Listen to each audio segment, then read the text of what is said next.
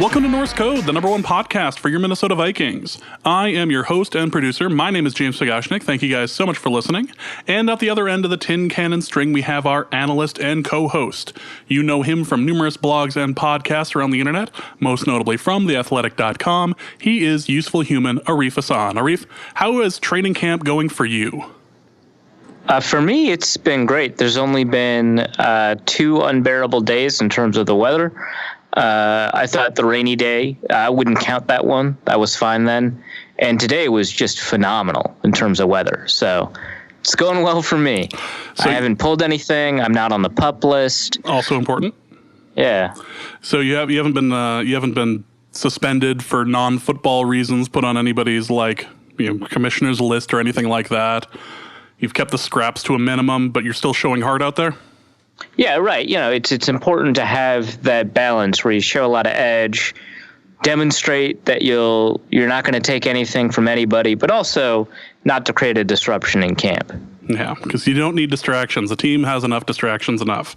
Just want to make sure to get Zimmer his zinc for his nose and make sure he sprays his face with as much cooking oil as possible, because I refuse to believe that man uses sunscreen for anything. I don't think there's any evidence to suggest that he does. No, he is going to be on the Tom Coughlin skin plan here in the next couple of years. Just red as the villain in Captain America. He's the Red Skull. It'll be the Red Skull defense. It'll be great. Welcome to this episode of Norse Code. Welcome to training camp. It is our 6th year, according to the Twitterverse, or the Twitter anniversary, rather. So let's just go with that. Welcome to our 6th season of Norse Code. We are super excited to be talking to you about all things training camp. We have a fantastic mailbag and a few assorted odds and ends as well to talk about. So thank you guys so much for joining us. If you listen to the show and enjoy it, if you hear value in our episodes or enjoy them, you can go to patreon.com/norsecode and give a quick donation there. That is more of a subscription base. You can give $1. You can give Tree Fitty a month to help keep Loch Ness Monster at bay. Anything ends up helping. We're just trying to keep the lights on and keep the show ad-free. You can also go to paypal.me/norsecode as well, just like Matthew Cato did, who gives us our donation for the week. He says, "Thanks, guys, for your work on the show." Thank you, Matthew. Again, if you'd like to donate, patreon.com/norsecode or paypal.me/norsecode. So let's get the promo for the training camp guide out of the way. It is on The Athletic this year, correct? Yeah, so most of the scouting reports are up. We're going to be releasing the rest of them over the course of this next week, but we've got quarterbacks, tight ends, running backs, offensive line, defensive tackles published today, defensive ends tomorrow. Then it'll be linebackers, cornerbacks, and safeties. So you get a preview of every player on the roster over at theathletic.com.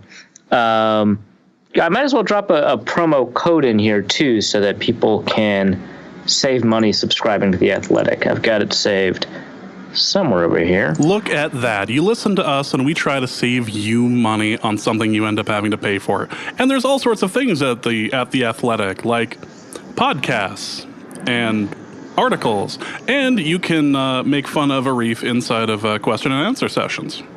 Yeah, that happens a lot, actually. Yeah. More than you might think.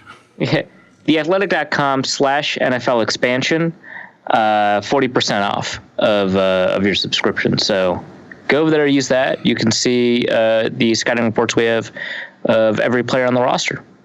Excellent. Next thing we want to talk about is the only reason why I still play fantasy football is the Norse Code Fantasy League is returning once again for yet another season of just pain, hardship, and screaming at your phone. What you deserve for listening to Norse Code. And wanting to be a part of a league where it's a negative 25 point, there's a negative 25 point rule for extra points. My favorite thing about this league is posting something about it on game day, showing like a screenshot, you retweeting it, and then you have many more subscribers on Twitter, like followers on Twitter than the show does. So whenever that gets retweeted out, inevitably there's like 2 or 3 people every time who goes, "Why on earth would you do this?" Oh, great. Every single time, without fail. Without fail. Every single time. It's always, why would you do that? And then you explain to them, and every other time it's, you guys are morons. And the other time is, how do I get involved with that? So if you would like a chance to get involved with the negative 25 point extra point rule, you can do so by DMing the Twitter account Norse Code DN, or you can email norsecodepodcast at gmail.com and just say that you would like to join. And I will be doing a pool. We're just pooling all the names. We have at least 30 in so far, and I think these I put it out on Twitter today, less than 11 hours ago. So we are gathering. We're gaining steam. We're gaining momentum here. We have 2 leagues. I believe we're going to be doing it for 18 spots or something like that. Something like that. Yeah, something like that. So we'll be doing the 2 leagues this year again, and there's plenty of trash talking, plenty of wonderful moments, including Arif completely missing the first draft, that team did pretty well. That team actually did much better than the one that you were there for the draft. So, well, in fairness, the waivers were pretty generous to me in that first league. Yes. Plus, also, I managed the waivers very well, I will say. You did fairly well. And one of the leagues, if I remember correctly, Don from Ohio had, I forget if it was the first pick. It must have been the first pick. I think he had the first pick, and he picked Kyle Sloter to start. It's like, wow. Brutal. I can't believe it. Yeah, surprisingly, did not do well in the league last year. Shock. I went from a completely winless season to second place, so I was fairly pleased with that. But yeah, so if you would like to join the Norse Code Fantasy League and hate yourself for a couple of weeks there, you can go on Twitter and send it to Norse Code DN. You can just do a DM message there. I prefer DMs as opposed to mentions because mentions are usually filled with mailbag questions. So just send a quick DM there, or you can email us at norsecodepodcast@gmail.com.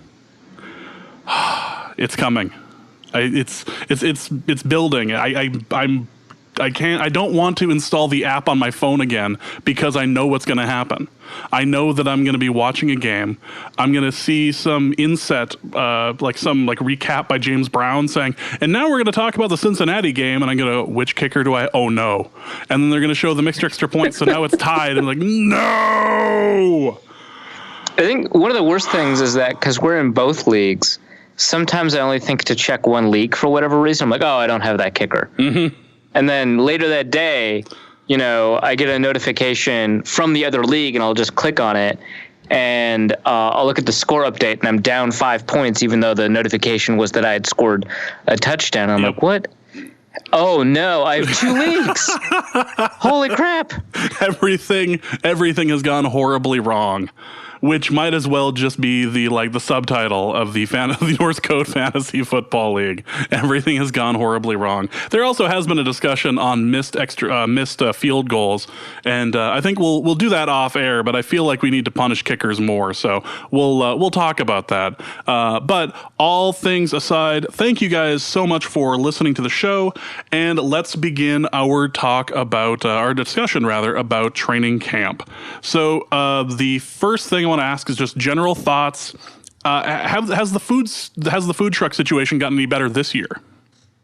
Yeah, now that they've got Dalvin Cook's Vikings Table food truck there, they've got kind of a small selection at that food truck. I think the concession stand over by the fake stadium, I don't know what to call it, where it's not the practice field, but it's the stadium that when they host high school games, that's where they host it, and that's where the family night is for scrimmage. So the stadium that they don't tend to practice at, that concession stand has gotten a little bit better. Plus, the food options around the area have gotten a little bit better. I just had Culver's today, so the food situation has improved. I would still say it's no Mankato.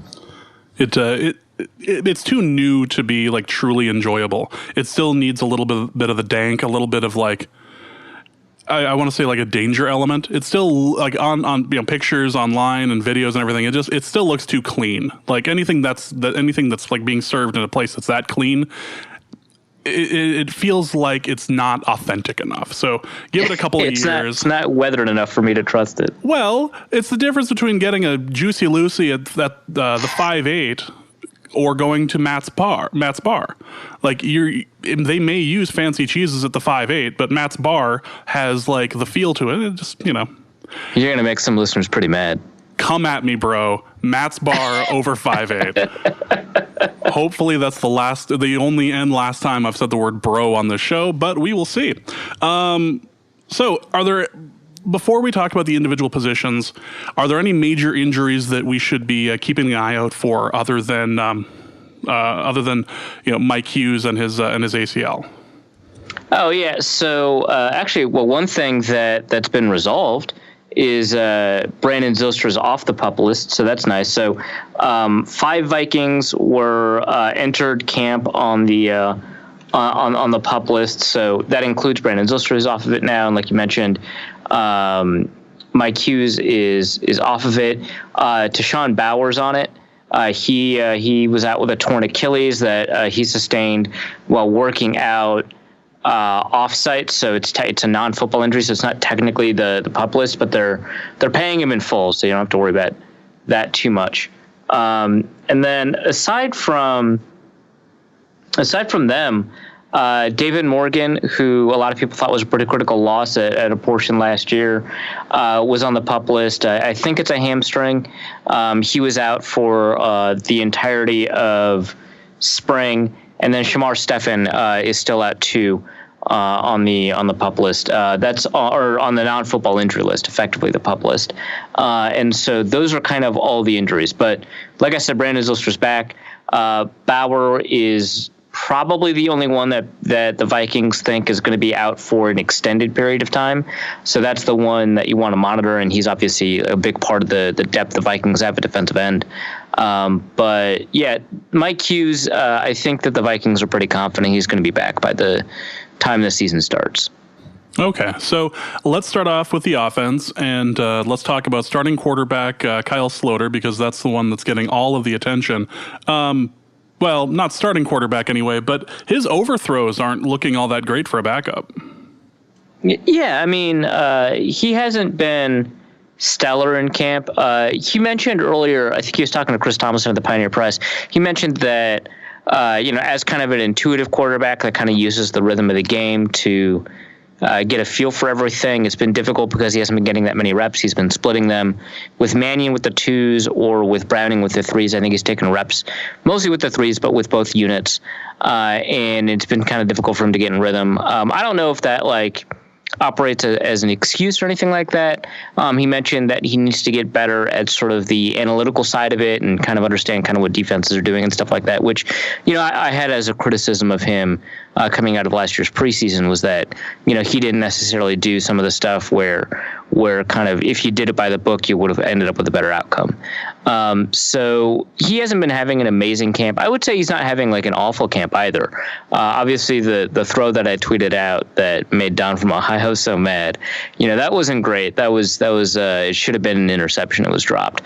But for the most part, he's not throwing with as much velocity deep down the field as I kind of expected. But for the most part, I think he's performing a little bit better than Mannion is. So to the extent that one would decide the quarterback 2 battle at this point, maybe that's something. But yeah, I would say just generally speaking, the backup quarterbacks have been very unimpressive. Well, how's Kirk Cousins looking then?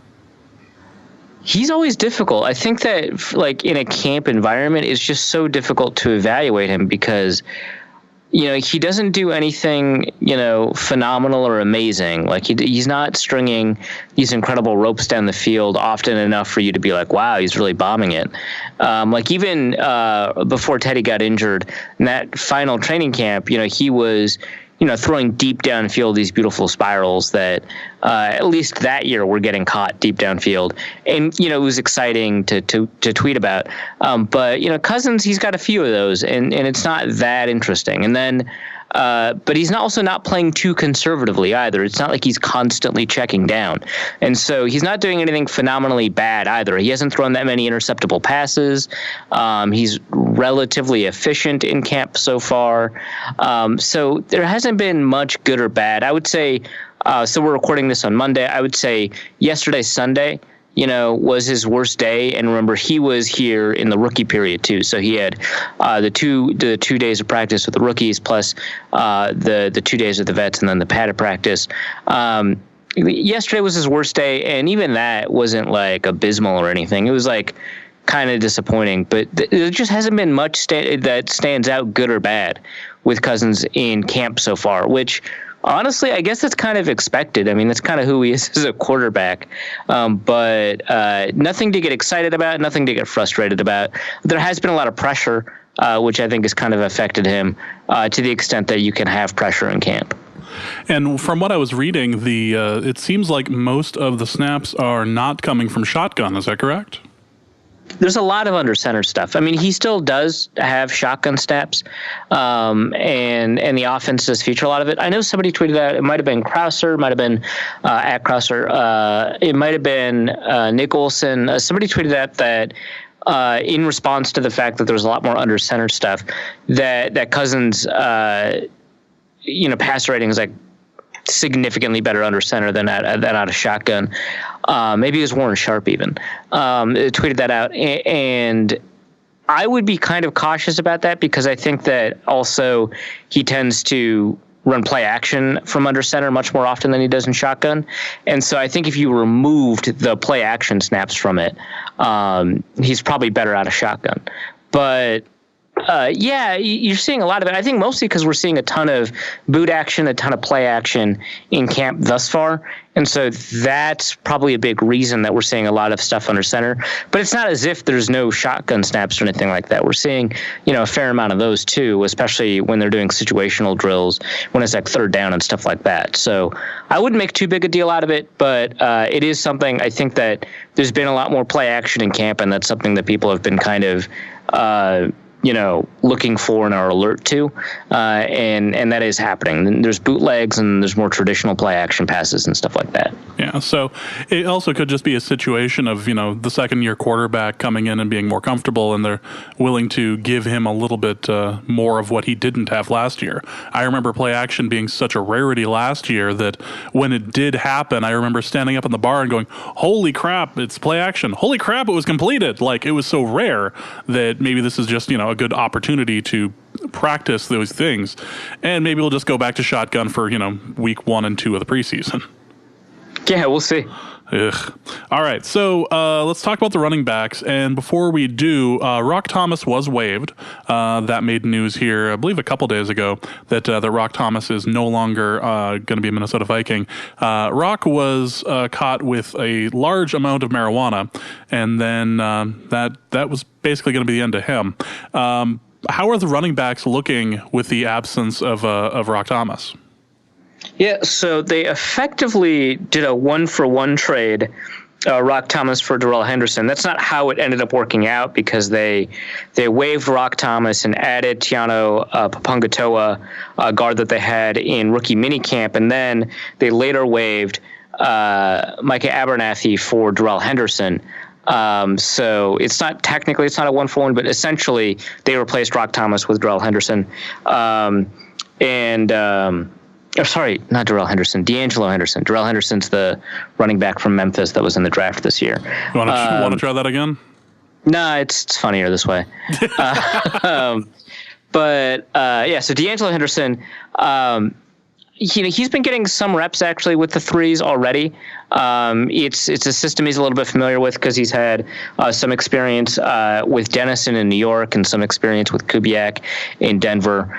And so he already kind of knows what's being asked of him. But I think that, primarily people are focused on, how does Dalvin Cook look? How does, the new one, the third-round pick, Alexander Madison look? Amir Abdullah, is he, a threat to take the running back 2 spot? Is it Madison's job to lose? Kind of what are the roles and stuff like that? So to answer kind of all of those, first, it's very difficult to evaluate running backs from training camp. Second, I would say Dalvin Cook looks good with that framework in mind. he seems pretty speedy, and like that's something that like it's very difficult to really talk about too much in camp because when a running back looks very fast in camp, a lot of it just has to do with the fact that there's just not very much contact. And so you need to kind of adjust your expectations. I will say that I remember last year when we were talking about Dalvin Cook, there was this remarkable fluidity to everything he did that was so apparent and eye-popping that it was impossible not to remark on it. That it was just kind of part of the thing. And we've seen a lot of, obviously, running backs in camp and a lot of good ones, which, I mean, a lot of people obviously know I'm talking about. Adrian Peterson, kind of moved in a particular way that stood out that he didn't really actually have in what was it, 2013, 2014 in camp, or 2014 in camp, that might have signaled kind of a difference in how he was playing. But that remarkable fluidity, I haven't noticed it yet. I'm not going to say it's gone or anything.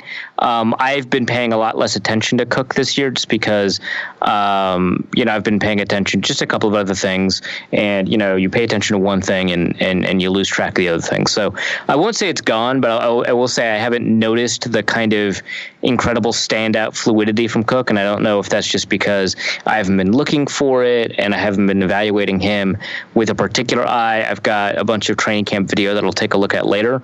But I will say that his speed is very apparent, which is kind of funny. He ran a 4.49 at his pro day. So it's not as if, he's like this 4.3 guy that just pops off. But, in the couple of plays that we've seen him play, he's clearly just like running at, I think, a different speed than you'd expect. A running back who just hasn't had that much play nationally, right? A lot of people don't really talk about him nationally at this point, which, I mean, I understand. I mean, I'm not saying that like it's some injustice that he hasn't been talked about, but he shows a lot of speed that's pretty obvious that ends up kind of setting him apart a little bit. But I think the more interesting running back to talk about is Alexander Mattison, because what I've seen in camp thus far has been pretty great. The video I tweeted out today it was kind of a tongue-in-cheek. Oh, he's got a spin move, and it's a run for maybe a yard, and he spins out of a tackle to get into another one. And some people are like, "Well, that's a really slow spin move," and it honestly it doesn't matter, right? Because he's probably not going to use it that much in games, and this is a particular situation, and he was getting out of a tackle, and it kind of doesn't matter. But that video aside, I think that he's had a pretty remarkably good camp from what I've seen. I think that he's done a really good job kind of navigating lanes and getting through them without getting touched, which, some of that is just that the offensive line is just creating those holes for him. But some of it is that he's, kind of picking and choosing and playing with a good balance of patience and aggression. His jump cuts are very big and broad and obvious. But in this case, they're being used in a way that's kind of consistent with what the scheme is asking him to do. So I really like what I've seen out of him. Amir Abdullah has been taking a bunch of running back 2 snaps. Not all of them. We've seen a lot of Madison running back 2 snaps.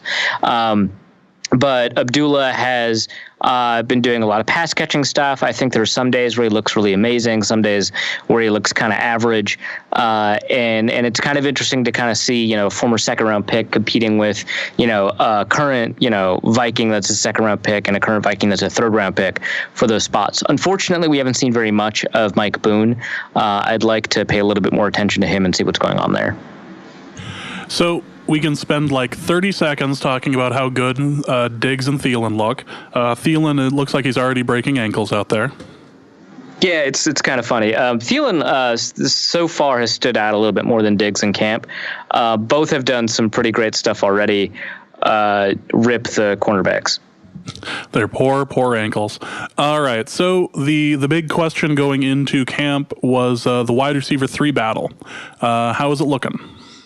Contentious. I would say nobody's really clearly stepped up for that. I'd say yesterday, for example, in the rain, Chad Beebe had a really, really poor day. And Jordan Taylor, I thought, did all right.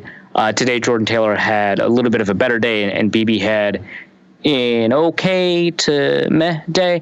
And those two are really the only two that were in the discussion. Now that Brandon Zylstra's back, I'm kind of curious. He didn't participate that much in team drills. So I'm kind of curious kind of where he stands once we come back. So tomorrow's the day off, Tuesday. Wednesday, when people come back, we'll see kind of where Brandon Zylstra lines up, because I think he's got a really good shot at that wide receiver 3 spot. When I saw him running in individual drills, I thought he looked great. I think that, his ability to gear down very quickly, which is something that BB's kind of, that's kind of his calling card at the moment, running at full speed and gearing down. Mike Zimmer even, I think, talked about it today. The fact that Zylstra can do it, and he's a bigger body and has a little bit more speed to him.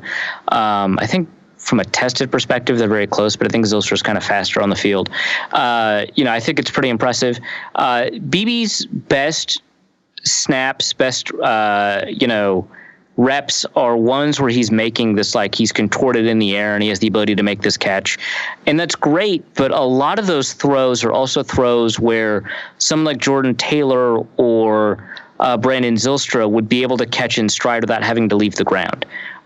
Which is one other way to say that BB is short.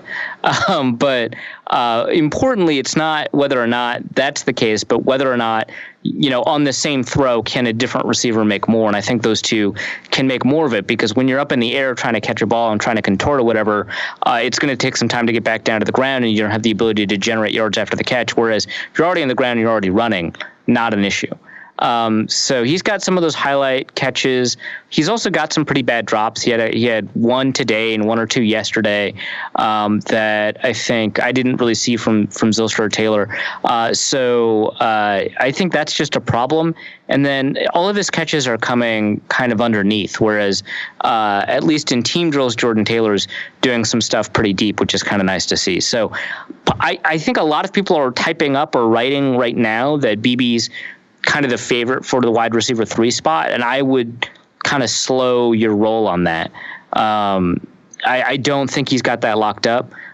He's drawing a lot of praise from the coaches, a lot of it even kind of unprompted or more detailed than generic praise. So it's clearly very genuine.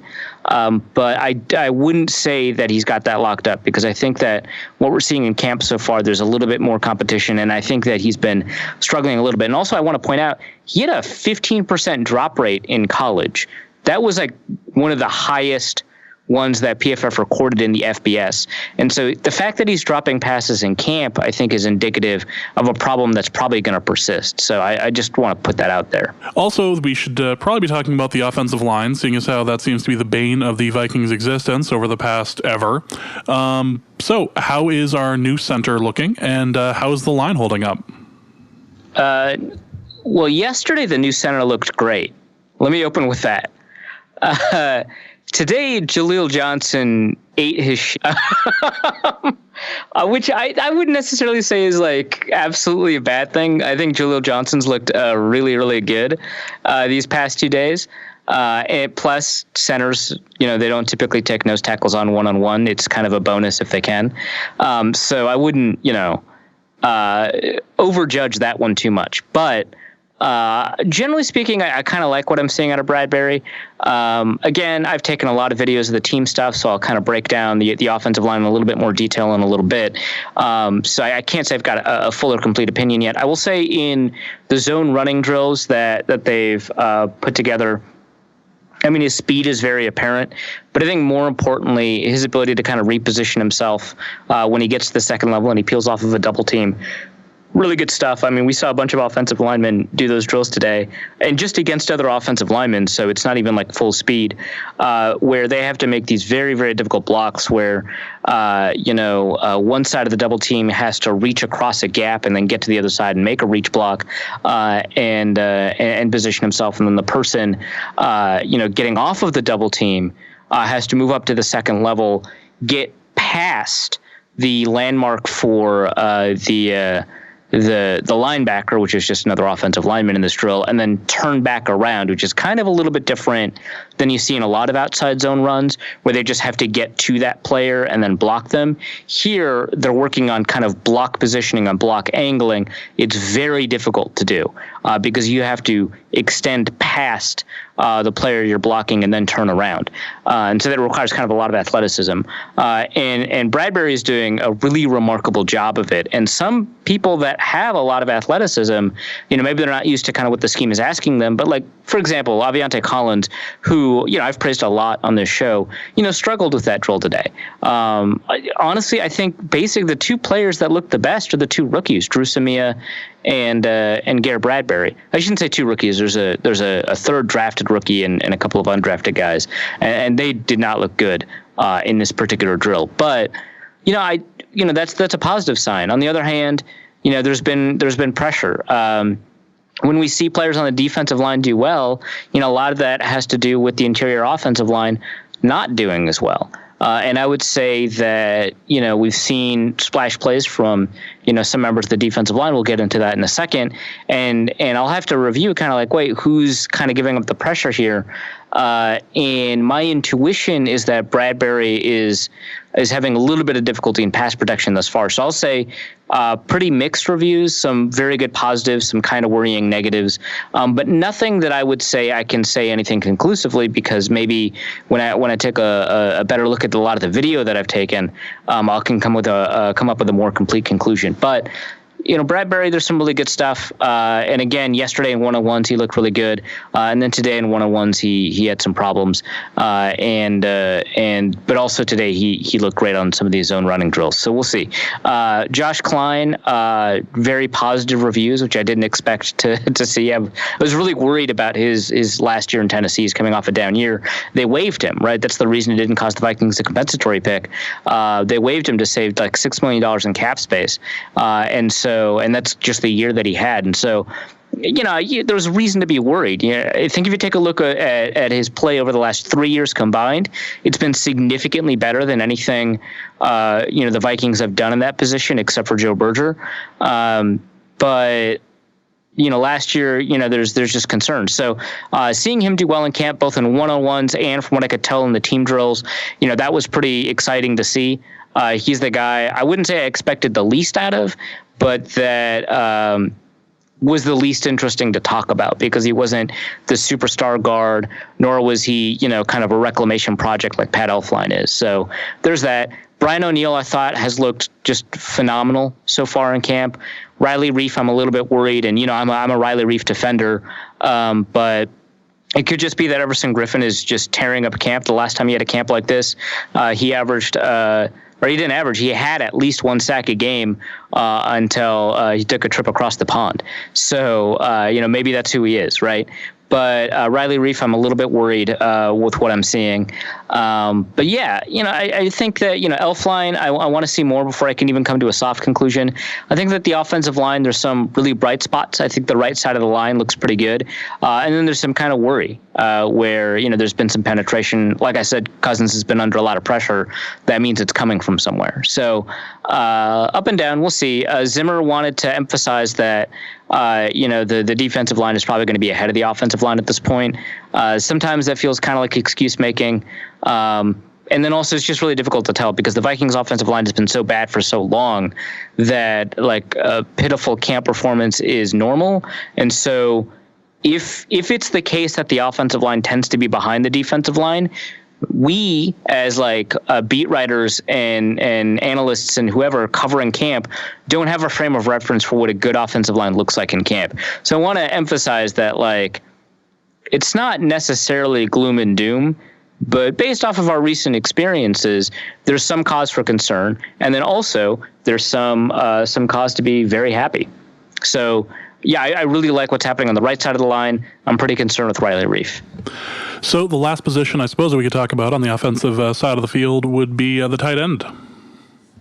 Yeah, really good stuff from the first name I want to talk about is actually not the second round pick. It's not the guy who just signed an extension to his contract. It's not last year's fifth round pick. It's a guy they competed to sign off of a practice squad. Cole Hicatini, Louisville tight end. He's been waived, I think, twice in the NFL. The 49ers actually did really like him. They wanted to keep him on the practice squad. The Vikings had to engage in a bidding war to get him on their practice squad at the end of last year. Vikings ended up paying him, I think, nearly 3 times the amount of the normal practice squad salary, which is still not as much as they paid Kyle Sloter. 3 times the amount of the normal practice squad salary in order to get him. They were pretty high on him. I wasn't coming into camp just because, and you can see kind of my tight end scouting report at The Athletic, just because, he's been waived a couple of times, and, he wasn't that interesting a prospect coming out of Louisville. I mean, he was like Lamar Jackson's not top target, but most important target maybe in his Heisman run. But I didn't think he was particularly great or anything. But he's been having a really remarkable camp. As a receiver, he's made a bunch of interesting, tough catches. The fact that the quarterbacks have been inaccurate has been very good for him in terms of evaluation, because he's been able to make some of these great catches over kind of difficult coverage. He's blocking a little bit better than I expected. He had some pretty interesting reps in pass pro and in run blocking that I like. He's the guy that, I think there's a possibility that he could either be like a 4th tight end, which sometimes the Vikings do, or he could kind of move Tyler Conklin out of that job, because I don't think it's a given that Conklin makes the team. I really like what Higgins done so far. Again, only been a couple of days of camp, so who knows. As for, kind of moving further up the depth chart, Irv Smith has had his ups and downs. He's been there's been some exciting stuff. He's got nifty moves in the open field that's already obvious. They've been moving him around the formation a lot, and I think it's more how they're using Irv Smith that's kind of more exciting than whether or not he's actually doing well, because it's very difficult to evaluate tight ends in camp, because a lot of it has to do with blocking or route running against linebackers and stuff like that. I would say that Smith hasn't been performing very poorly or very well, kind of in the same kind of Kirk Cousins way, but they've been doing interesting stuff with him. They've already done kind of an end around with him, which he did a lot at Alabama. They've lined him up in the sniffer position, kind of right behind the offensive line. They lined him up in line. They've lined him up out wide. They've lined him up in the slot. They've lined him up basically everywhere but fullback. And offensive line. So that's kind of interesting, and I think they're pretty excited to see what they can do with them. Stefanski had a really long answer to what his position. I mean, Courtney Cronin at ESPN asked him, hey, can you give me a rundown on the F tight end position or something along those lines? And Stefanski gave a great answer. Obviously, it's all about kind of what Irv Smith can do, but it's kind of interesting how they're using him, but it's not super stand out what he's been doing thus far. And we'll see. It's only been a couple of days of camp, which is kind of true for all these evaluations. Rudy is Rudy. They're not asking him to do a ton. So I can't even say he hasn't had that many highlight catches, but I mean, he hasn't really been asked to do a ton. So it's not even like, he's been targeted and he screwed it up. He had a drop today, whatever. He looks fine. But there's nothing interesting there just because he hasn't been targeted that often. I haven't seen him a ton in pass blocking or run blocking drills, so I can't speak to that either. And then who's the other tight end? Brandon Dillon. He's had some good highlights, but mostly some pretty rough days. Otherwise, nice and quiet at the tight end position. Let's go to the other side of the ball and let's talk defense. And the first thing that we probably want to talk about is the corner battle, and that Holton Hill is going to be suspended for the beginning of the season. Yeah, so for the first half of the season. Yeah. So the Vikings already knew about the PED suspension, those 4 games. I suspect they knew about the marijuana suspension, but I don't know. But that's another 4 games. What's interesting is that I'm not entirely sure. This is like a mechanistic question. I'm not entirely sure kind of what his suspension schedule is, because given his history, I think he failed 3 drug tests at Texas, which is why he's like the second-round talent that just fell out of the draft. If you do that, you're automatically put into stage 1 of the NFL's kind of marijuana schedule, which is different from the rest of its substance abuse schedule. And in stage 1, you get regular tests, and you get you can get treatment. I don't know if you have to. And then if you violate that, you're in stage 2, and I think you get a 6-game suspension, which obviously that didn't happen here.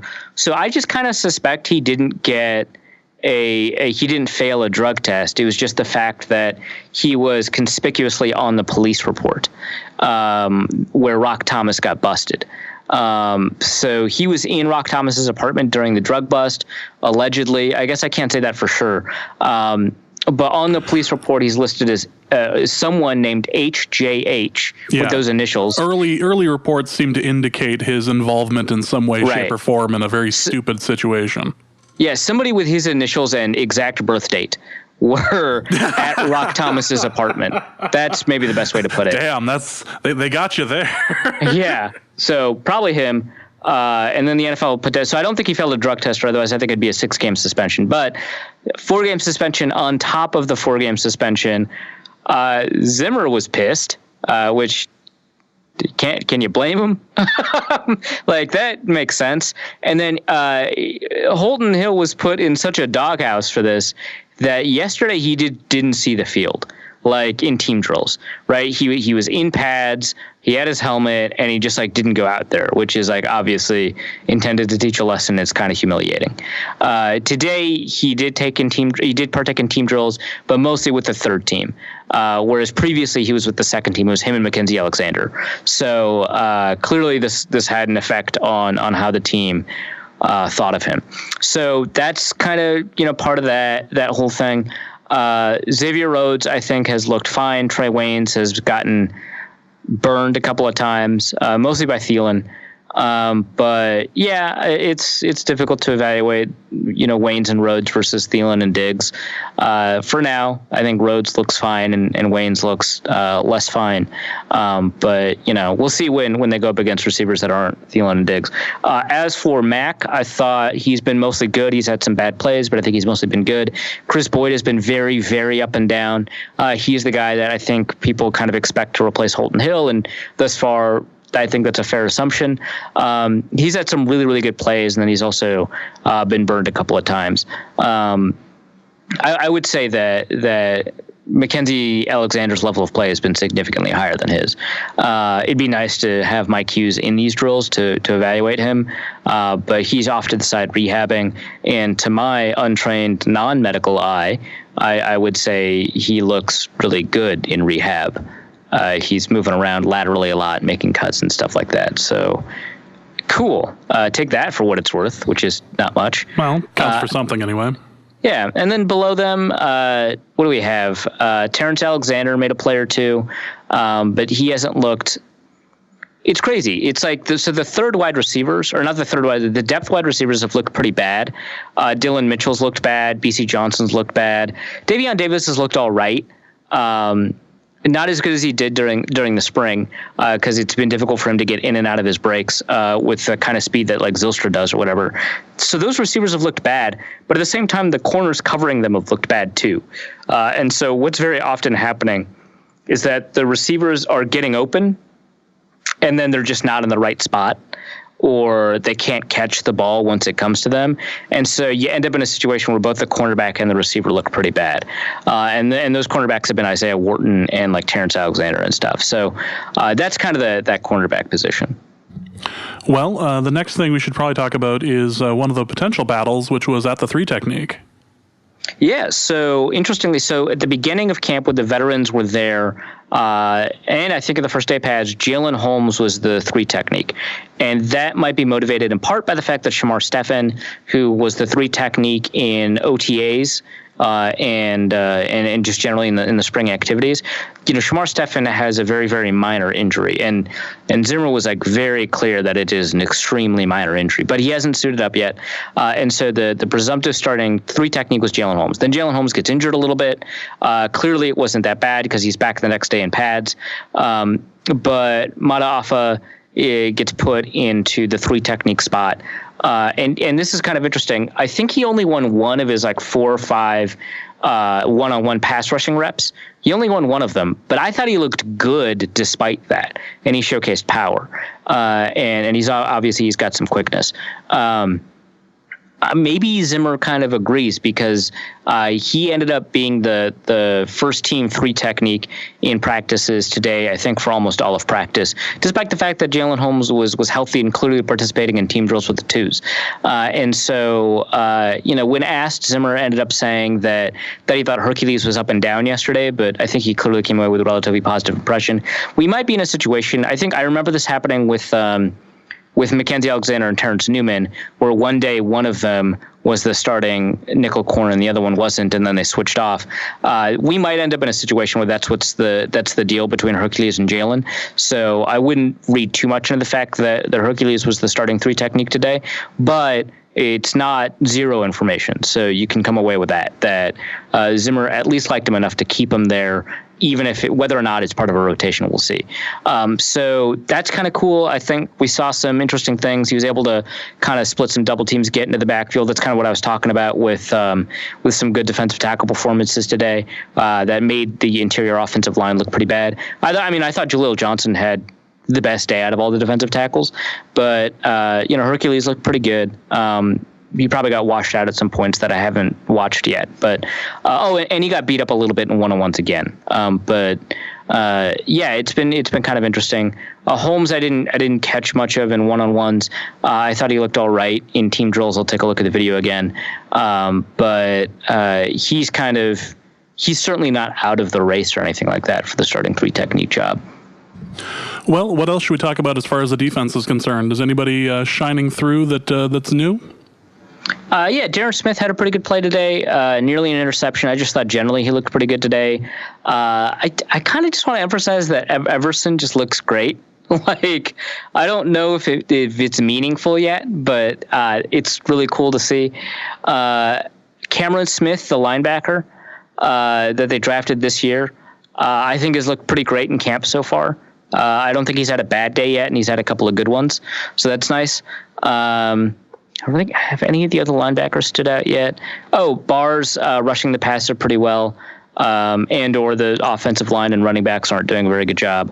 And at safety, I think besides Darren Smith, no one has super stood out. It's very difficult to stand out in camp as a safety. So that I think kind of summarizes all the other kind of things I wanted to talk about. Well, let's move on to the mailbag because we have plenty of stuff to talk about here, including from Alex, who asks, is Kentrell Brothers going to get cut? How many linebackers does a team need? I floated the possibility that the team might only have 5 linebackers this year. They've done that in the past, but I think 6 linebackers tends to be a little bit more standard. With 5, I think you're fine because, you're typically only putting 2 out on the field as opposed to 3, which has been traditional. And when the Vikings when the Vikings were in a league where you had 3 linebackers, there were moments where they only had 5 linebackers on the roster. So I think it's possible they only have 5. If that's the case, I would probably expect Cameron Smith to be on the team above Kentrell Brothers. Obviously, he's got a bit of a strike against him because he was previously suspended last year. And then, Eric Wilson's job is pretty safe. Ben Gideon less so, but I would say that he's safe. And so it's really just between that 5th linebacker spot, whether or not there's only going to be 5, and if there's 6, kind of whether or not Devontae Downs, who had a really good day yesterday, if he can beat out Kentrell Brothers, whether or not Cameron Smith can beat out Kentrell Brothers. But I certainly think it's possible that Brothers doesn't make the team for sure. All right. Also from, actually not from him, from Zen Cupid, I've heard that Samia seems to be mainly with the 3s currently. Does he appear to be that far off, or is this just a case of the rookie earning it? A little bit of both. He's kind of getting his lunch eaten in one-on-ones right now. But, like I said, he's looked good in some of the drills. Certainly, I wouldn't say there's any reason to move him up the depth chart yet. I don't think he's played so obviously better than the second-team guards that you'd move him up yet. But I also wouldn't say it's a lost cause. Don't get excited about him. I think that he clearly needs to add strength and weight. Also from Zen Cupid, how will Vikings Twitter react now that Kevin Stefanski has announced himself as the new analytics god? #. Yeah, we've seen the data. So somebody asked him, hey, so do you think there might be a case to be made that every team could run play action more often and that you don't even need to establish the run in order to run play action effectively? What do you think about that? And he goes, yeah, I've read the articles and the data supports that, which was a pretty strong thing to say, I think, instead of saying, maybe we should run play action more, but I don't think we should abandon the run or anything like that. He didn't say that. He said the data supports that. He did, I'm not going to say backpedal, but he did kind of cushion that by saying, it's important that we look at our offense to see that what we do and understand the things that we do well and do those things. But he did say the data supports that. So that makes him the analytics god again. Yeah, it's kind of interesting, right? Because, they've made it, Cousins has talked about it in terms of play action. The thing is, the question is whether or not any of these things end up running counter to what Zimmer wants to do. So when Kirk said, maybe we should run play action more often, none of that was a contradiction in terms of what Zimmer wants to do. I'm sure he wanted to run play action more often too. The question is whether or not you can, quote unquote, abandon the run, and whether or not Stefanski feels comfortable doing that, given kind of Zimmer's constant criticism of DeFilippo last year for not running the ball enough, and the fact that, he's got the sort of Damocles in the form of Gary Kubiak kind of hanging over his head. So who knows if he's got the freedom to call fewer runs or anything like that. Certainly they ran the ball a lot against Miami when he was immediately promoted to offensive coordinator.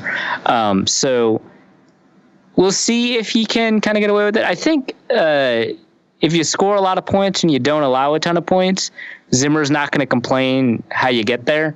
I think the problem was that Stefanski wasn't scoring a ton of points. So if they take all these analytical insights and decide not to run the ball all that often, and then still produce, I don't think Zimmer's going to complain that much. Yeah. Kenneth Allen asks, is there any realistic way for the Vikings to acquire Trent Williams, and would it be worth it if we did? I.e., is he that much better than whatever draft picks and players we would have to cut to afford him? We've got a couple of Trent Williams questions. Someone floated Riley Reif and Laquan Treadwell, and picks, I hope, because that's not enough. But maybe I don't know what Williams wants in terms of a deal, because it sounds like part of his frustration with Washington is not that he doesn't have a long-term deal, but also that they suck as an organization and he hates them, which reasonable. He seems to have totally in the wrong. Yeah, right. He seems to have a beef with the way they've treated some medical stuff with him too. So, and there's this piece at Fansided written by Matt, I want to pronounce his name correctly, Verder, that talked to a bunch of agents, and agents, obviously they hate Washington. And one of the things that was kind of interesting is that they don't communicate medical news to agents, which was made to seem as completely unusual, and agents had to get all of kind of the injury information about their players from the player, which, I mean, that's got to be infuriating if that's kind of the norm. He's ticked off. So the question is, he's probably going to want a new deal if he gets traded. Can you fit that new deal under the cap? Well, it's nice that you can manipulate the cap in some ways. If you can offload the Riley Reif and the Laquan Treadwell contracts for only you're stuck with the bonuses. So probably not that much, $1 million in dead cap, maybe $2 million. And then, backload a deal with Trent Williams. I think it's possible. I don't think the Vikings are going to do it because I don't think they want to hamstring their 2021 and 2020 cap space. But any more than it is. Yeah. Any more than it is. In terms of whether or not it's worth it, I mean, there's a lot of evidence that we overvalue offensive linemen, especially left tackles. It's kind of tough for me to just be yeah, I agree completely with the numbers. It's probably not worth it, even if he's really good. But I would say my gut says it's probably worth it. And maybe it's just because I just watched Riley Reif get toasted 2 days in a row now. So maybe that's not completely fair, but it feels worth it. I am curious though about because you see defensive players leave all the time, being upset at their current team and being upset about, like, maybe it's a medical thing, maybe it's the scheme or whatever, and then they end up being traded to another team, and their star power fades basically immediately. They have one kind of okay season, and then everything else just kind of drops off. We see that time and time again.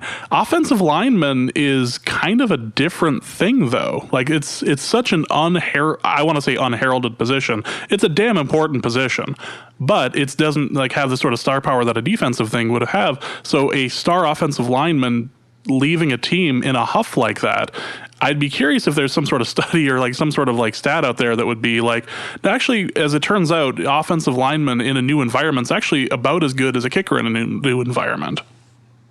That would be interesting. Off the top of my head, I'm not super confident, but like, that's been poisoned by the fact that the Vikings seem to get a lot of them. Boone didn't turn out all that great. I was about to say Mike Boone. Alex Boone didn't turn out all that great. I would say Ricky Wagner he's not bad, but he's kind of underperformed for the Lions. Obviously, Riley Reif has underperformed for the Vikings. I would say Mike Remmers underperformed, but like, he was signed to be a right tackle, so it's kind of difficult to say that. Mike Upati, I remember when Vikings fans wanted him, the Vikings didn't. He underperformed in Arizona. Evan Mathis kind of underperformed in Denver when he left. I guess Donald Penn did really well for the Raiders when he left the Bucs, and who left? Kelechi Osemele for the Raiders also did pretty well. So I guess it's not like 100% or anything like that, but off the top of my head, I don't love the history of it. Still, I would say you're probably going to end up with a good player. Especially because you're not asking too much schematically from Trent Williams, because he's done a ton of stuff in Shanahan and McVay's systems, which are obviously they're all related to, the Kubiak system, because Kubiak worked with Mike Shanahan, who obviously worked with Kyle Shanahan. And then this is all stuff that Kirk says he's already familiar with. So it's all the zone style stuff that Washington's already done. So you wouldn't have to worry too much about like a transition, maybe some terminology stuff. Also, I would say this. If the Vikings want to release Laquan Treadwell, they absorb was like a $4 million cap. They absorb a cap hit because it's all guaranteed, so it's all dead money. If they trade him, they don't. So actually, if you can find a way to include him in a trade, you actually could end up generating value, which obviously you immediately consume if you got Trent Williams in the trade. But that's like an interesting way to think about it. I'll add that. So the next question from Kenneth Allen is, I'd love to hear Arif's thoughts on Brent Coleman's recent Trubisky breakdown. Okay, we'll link that in the show notes. And I think Brett Coleman also is working on, or is finished, I haven't seen yet, a Kirk Cousins piece.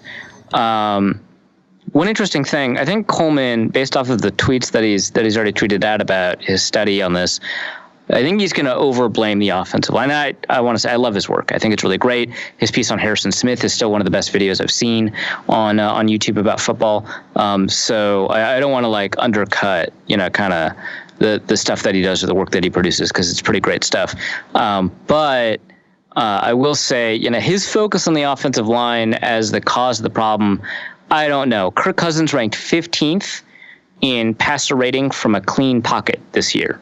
So if you remove the influence of the offensive line, which, that's kind of a broad way to say it. It's a very general way of saying it. But if you mostly remove the influence of the offensive line, he did very poorly.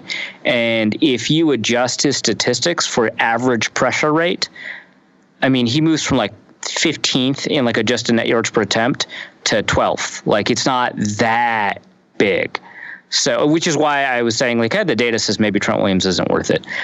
So I would be careful about, blaming everything on the offensive line. That said, Brett Coleman's piece on Mitch Trubisky, it's hard to have a take on it because he doesn't really come to a super hard conclusion, right? Because in that video, which we'll link, he says that Trubisky's got these great moments where he's, threading needles, he's throwing passes in stride, he's got this great arm, he's got a great feel for what defenses are doing and what's happening in the pocket.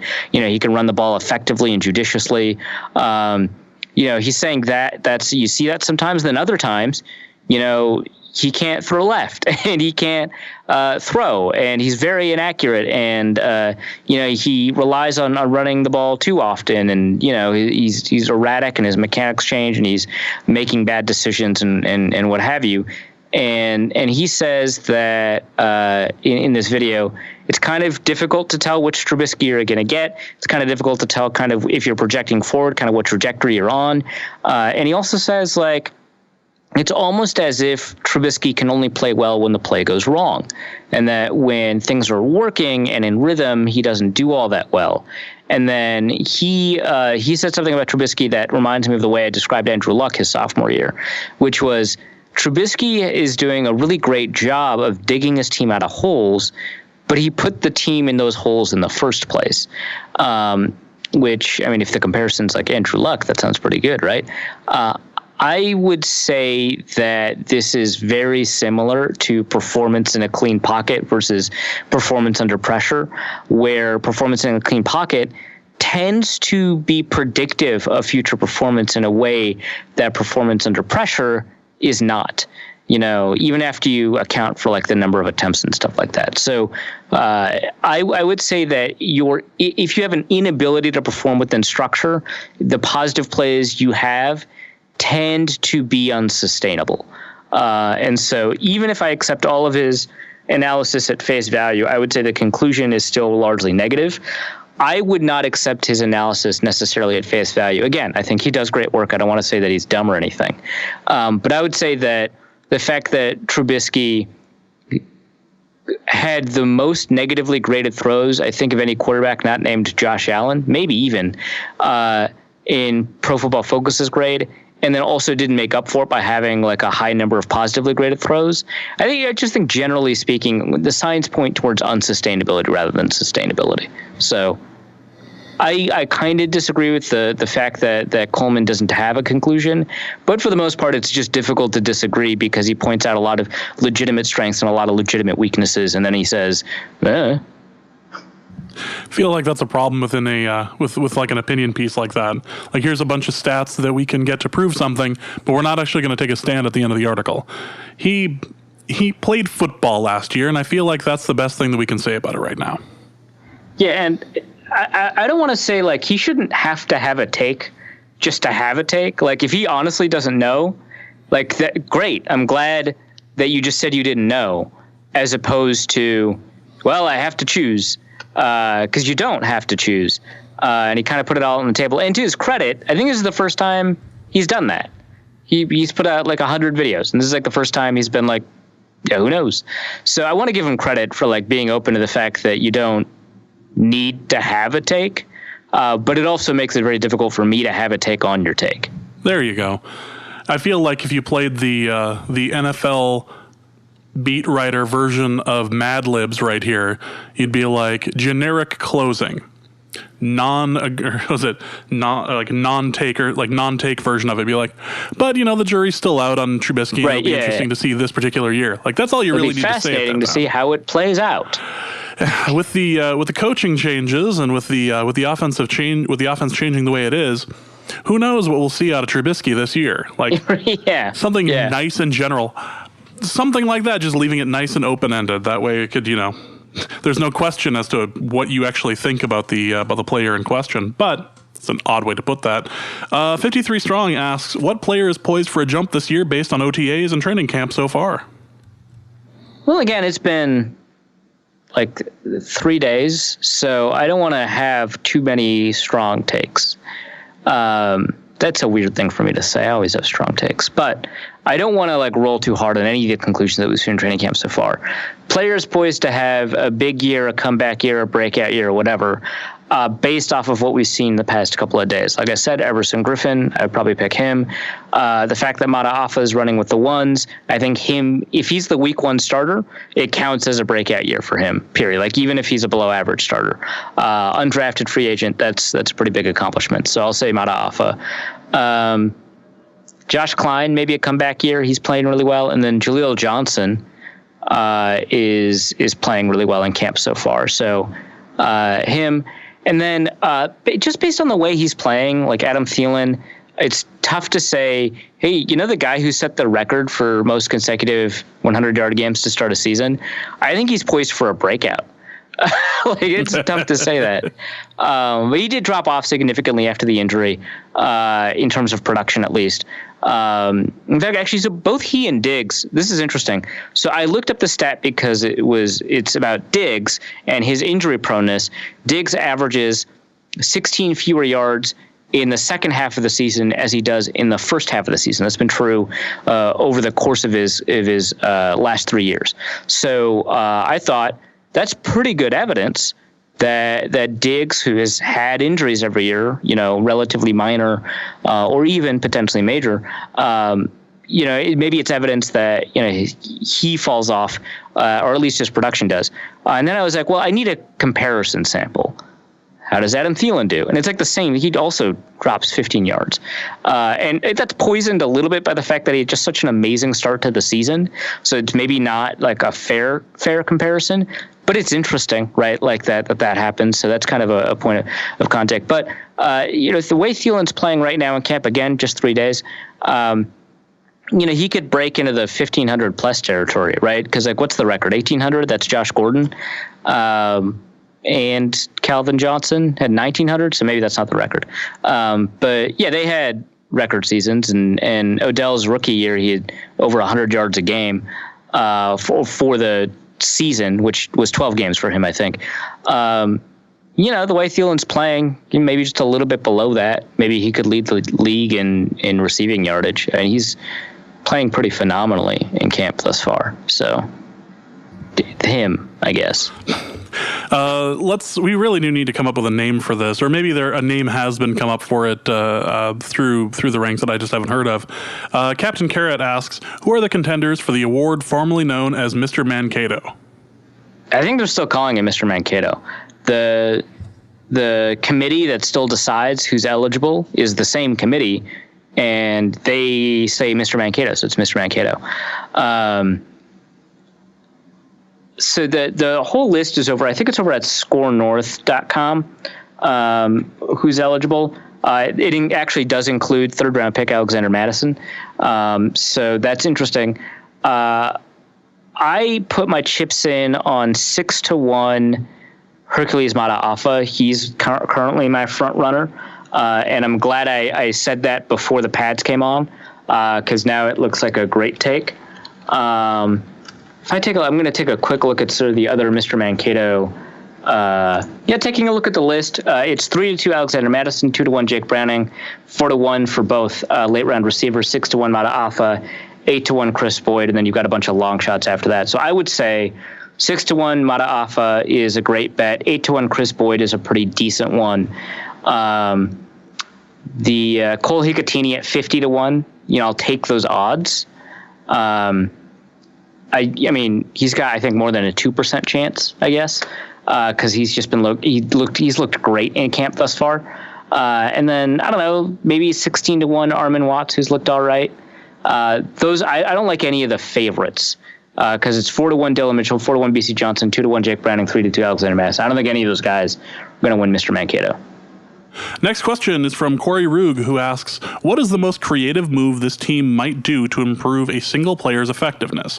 Something like putting Barr at defensive end more often, Harrison Smith playing more linebacker, or Treadwell being the team hydration specialist? Gatorade's better. We finally unlocked Treadwell. That is his final form, is just water boy on the sidelines. Just starts running to the opposite sideline. Let's see. Adam Thielen at holder. Sorry. He was practicing with the holders today. It'd be kind of fun if he's the holder. Doesn't break his hands. That's important. Truth. If he's the holder, and then maybe 3 times this year. So he's the holder on every snap, because otherwise you end up signaling to the opposing defense that you're running a fake. Holder on every snap, 3 plays this year, fake. It'll look a lot like his 66-yard run as the up back on the punt return. So that would unlock Adam Thielen's final form. His true potential has not yet been unlocked until he is the holder. Kyle Sloter at wide receiver, actually. Interesting. Because, he was a receiver at Southern Miss, so there you go. Yeah. All right, next question is from Josh Swedlin, who says, you are Dr. Frankenstein, and the Vikings wide receivers, other than Diggs and Thielen, have all signed an agreement form giving their consent to be surgically pieced together to form the perfect wide receiver 3 to complement Diggs and Thielen. Whose hands, brain, route running, etc. are you utilizing? Jesus. My favorite part of this is the fact that he's labeled as Dr. Frankenstein and not labeling like the monster as Frankenstein. Because at least it's accurate. Yeah. Good job, Mary Shelley. Our listeners are well read. Yes, we've got an erudite audience. Who's a good route runner? The problem is I'm starting with who's like mental capacities would I want to take? And boy, I would say nobody's an advanced enough receiver because I can't take Thielen or Diggs, and also that would be dumb anyway. So who's like mental capacities would I take? I could start, I guess, with hands. So I wouldn't take BB's hands. I probably wouldn't take Taylor's hands. Certainly not Mitchell or BC's hands. Don't like Holland's hands. Okay, actually, wow, this sounds really bad for the backup receivers. Wow, this is not a good exercise for them. I'm committed to it. I want to do this. But they're getting exposed quickly. Yeah, wow, this is like, name a standout category for any of these backups. Okay, well, I would take Jeff Badette's speed. If you can remove that from his injury proneness, that puts you in a good spot. Maybe Davion Davis's hands, Jordan Taylor's size, Brandon Zylstra's route running, and also Chad Beebe's understanding of the offense. So I guess his brain. His scrappiness? Yeah, and his grit also. The whole thing. And Chad Beebe's intangibles. Yeah. That. Just stuff them in there.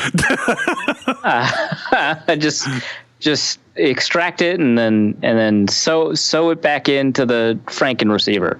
Monster. Franken receiver's monster. Yes, sorry. Franken receiver. Well, it becomes the Franken receiver, but Dr. Frankenstein is the doctor. So I mean, you could. But he was the true monster. Well, I'm not gonna argue Mary Shelley with you. No, the true monster was the friends we made along the way. Damn it! That sums up the last episode of Game of Thrones too. There we go. Yeah, I think so. Yeah, we're good. We did not take any elements from Dylan Mitchell, BC Johnson, or Alexander Hollins. That's too bad. I don't know what else, what other qualities we're looking for, because I got size, I got speed, I got route running, I got grit and grain. What else do we need from a receiver? I think that's just about it. If you keep the ego in check, you should be fine. That's why we got Chad Beebe's brain. Well, yes, and don't forget the intangibles. Let's go to Joe Schneider, who asks, and I'm going to slaughter the name, so you're going to have to help me on this. Does our new tight end, Cole Hicatini, there we go, have a legit shot to make the team? Also, if he did, would David Morgan maybe be a surprise cut? I would say not David Morgan. I think that the team values what Morgan does too much. I would say instead it's Gronklin. Got to get rid of Tyler Gronklin.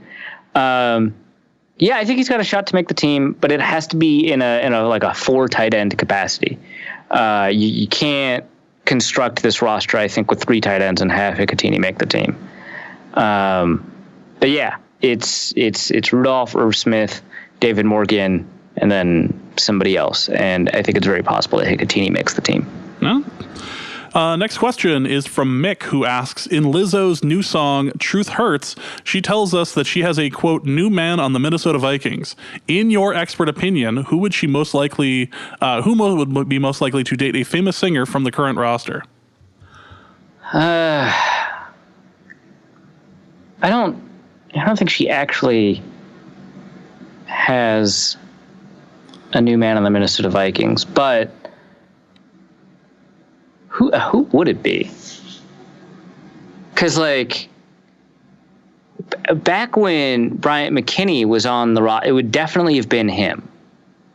Where there's, like, no question. But I'm currently Googling whether or not Linval Joseph has a wife. All right, well, I mean, that's fair. He's got style, that's for sure. Mm-hmm. And he can rock an oxygen mask like it's nobody's business. Yeah. Definitely not Everson. He's got a wife. So it does appear that Linval Joseph has a wife. So I'm trying to think who else would potentially be with Lizzo. Here's an amazing answer. Ben Gedeon. That's interesting. I just think that would be hilarious. He's super funny. So well, it's entirely possible. Yeah, why not? All right, Ben Gedeon. Ben Gedeon is your answer.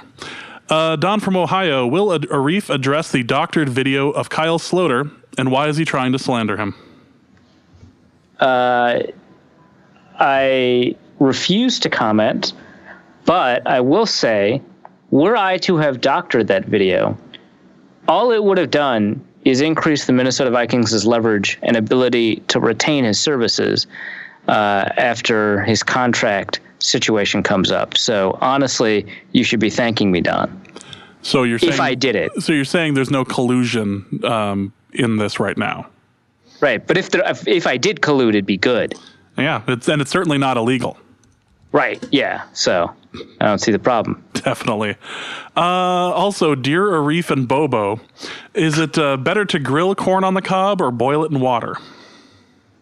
I mean, when you put it like that, it just sounds awful to boil it. But there are ways to make it okay in water. It's delicious. I mean, if you just blanch it for like 4 minutes, it's delicious. I do think grilling is better. There's multiple ways to grill it, because you can grill it in foil, which I don't like super recommend. It still tastes like really good if it's fresh corn, because it's fresh corn. You've just heated it up, and you at least get the bonus of being able to wrap it up in like salt and butter and stuff like that, which is great. But I would say grilling it, and some people grill it in the husks. I saw one suggestion that said peel back the husk, get rid of all the corn silk, and then kind of put the husk back on the outside so it doesn't steam, but it cooks, and then it doesn't get too charred. I think whatever. I think grilling is great. I think the smokiness of the grill, without the husk, just the corn by itself, is fantastic. I personally, brush melted butter on it. I think that it tastes really different than if you do with no fat, but it still tastes really good. It's just different. But I think the butter brushed onto it as you're grilling it tastes the best. Which is not to say that like fresh corn boiled is just like a markedly inferior option. It's really good, but I would say grilling it with just a little bit of melted butter on it is the best. Between the two, I do prefer grilled. I'm not one that puts it in tin foil anymore. I used to, but I don't do it anymore. Usually I end up putting a mixture of butter, some basil, garlic powder, not garlic salt, just garlic powder. And then so you got your regular butter, salt, pepper, and some Parmesan. And I end up putting that, kind of like slathering it on the corn, and then putting it, like removing the husk and the silk and everything, and putting it on the grill, not on like the hottest portion of it, but just make sure that it kind of chars out a little bit. So I do prefer that overall, but I'm not opposed to putting a little bit of like sherry or kind of like a wine into the boiled water with the corn. That ends up that's interesting. That ends up tasting pretty good too. So Now, there's non-alcoholic ones if you were looking for a non-alcoholic option, but and just wanted something that was like flavorful. So there's options there, and a lot of those like big seafood bakes that go in, they end up putting in like champagne or something inside of the boiled water for all of the for all the creatures that are being served, including the things of corn. So it's not like this is a revolutionary new idea.